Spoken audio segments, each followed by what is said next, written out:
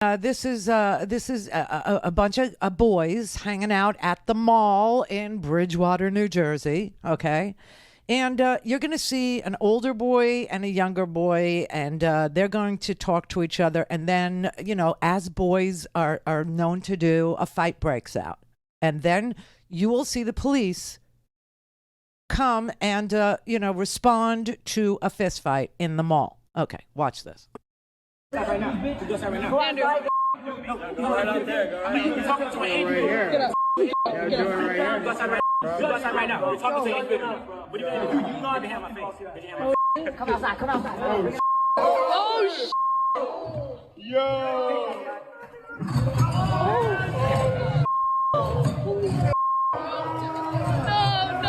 No, bro. Chill. Brian, get up. Brian, leave. Holy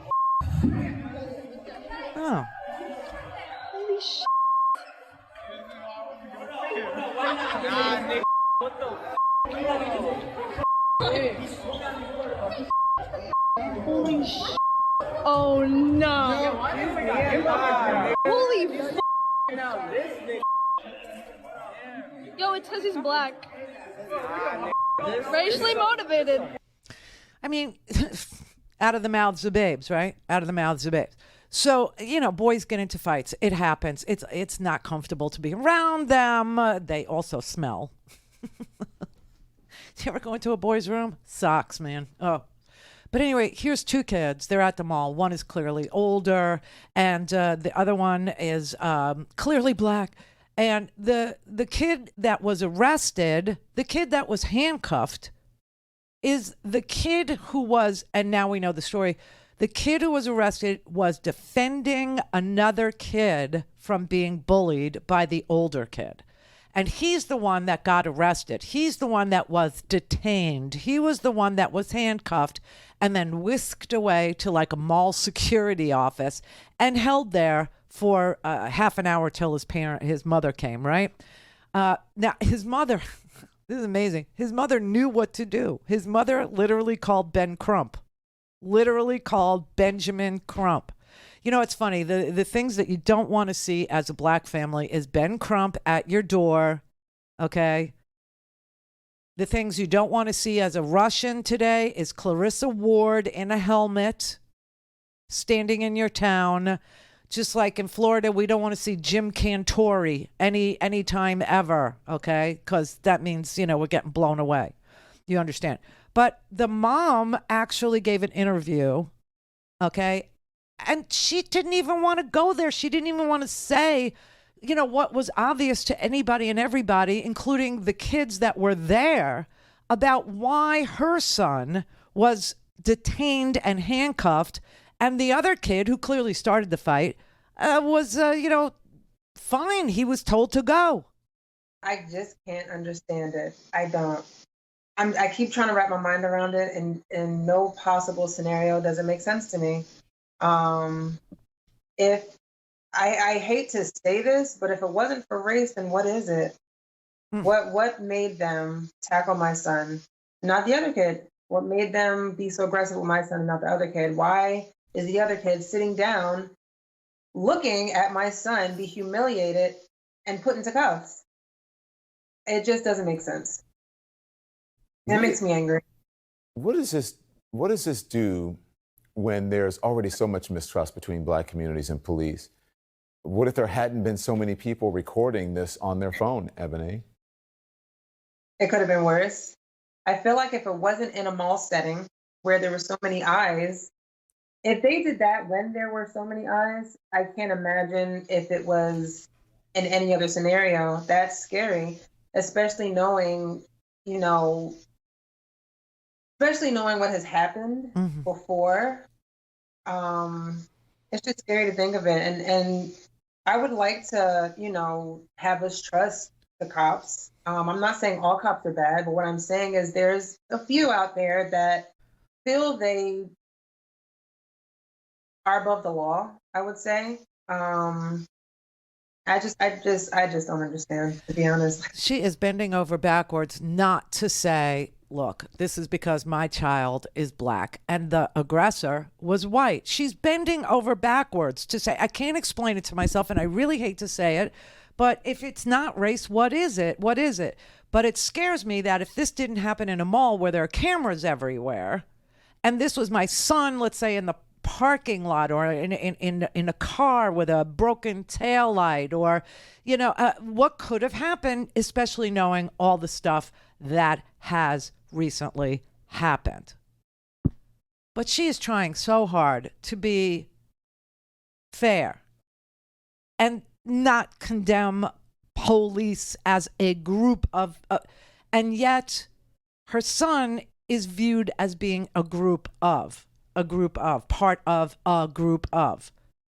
Okay.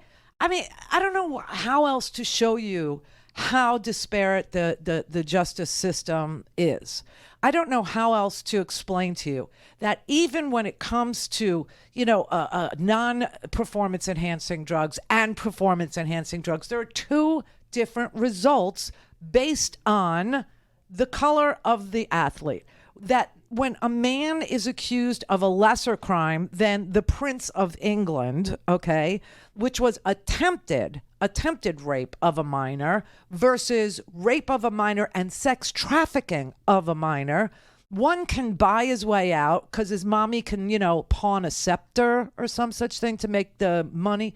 And another one, is jailed for 44 years.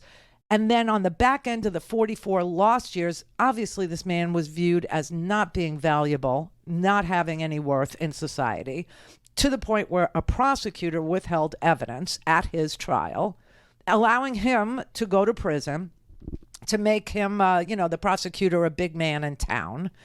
And, so what? He gave 44 years of his life for something he didn't even do, right? And now you got two boys just fighting in a mall and they're treated differently. What happens, and the reason for telling you all this, is what happens when people want to vote this year.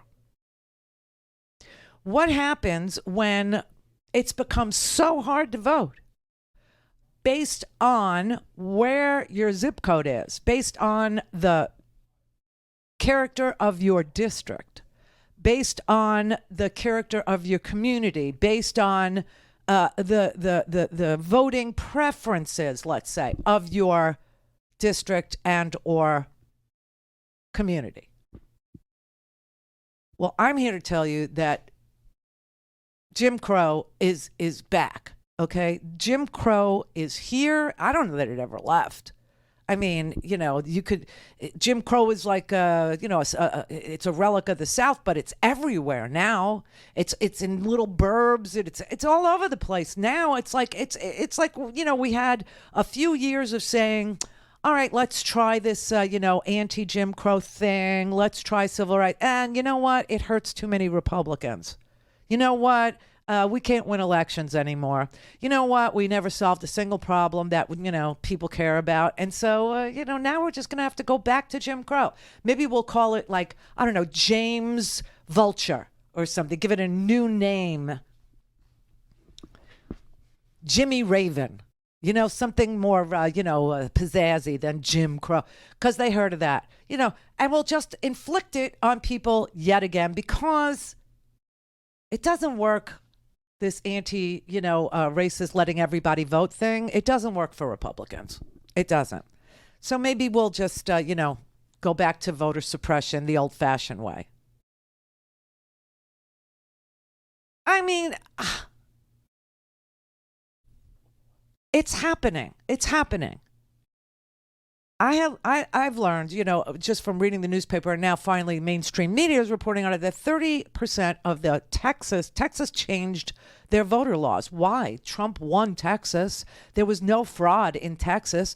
Abbott said there was no fraud in Texas. Abbott said it was, a wonderful, free and fair and, fraud-free election. And they were very proud of what they did. Same here in Florida. It was just now all of a sudden they're changing their voting laws. And they're requiring ID and applications be resubmitted to people who always voted absentee. but they made it so confusing, the application, let alone the ballot, okay, that 30% of the ballot applications for absentee ballots are being rejected. People who had voted absentee forever now have to apply. One woman who has been voting in Texas for years had to apply 3 times. And she's a member of the League of Women Voters. Wait. Don't have time to listen to the live show? Want to hear more on your schedule? Go to randyrhodes.com and buy a stinking podcast.